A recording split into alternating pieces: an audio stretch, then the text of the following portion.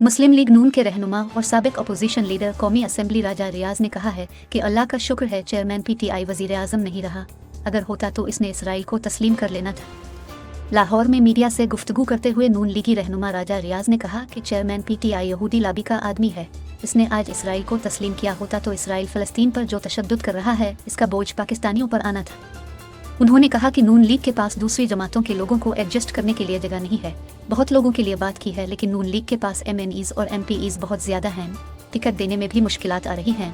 मुस्लिम league नून पंजाब में clean soap करेगी। राजा रियाज का मजीद कहना था कि मुझे नहीं लगता इस्तेहकाम पाकिस्तान पंजाब में सीटें निकाल सकेगी, लेकिन हालात का कुछ नहीं कहा जा सकता, सियासत में तब्दीलियाँ होती रहती हैं।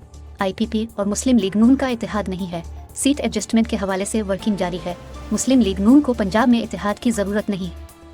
सबसे पहले तो मैं ये कहना चाहूँगा कि अल्लाह का शुक्र है कि इमरान खान वज़ीर आज़म नहीं रहा। अगर वो वज़ीर आज़म होता तो उसने इसराइल को तस्लीम कर लेना था, क्योंकि ये यहूदी लॉबी का आदमी था।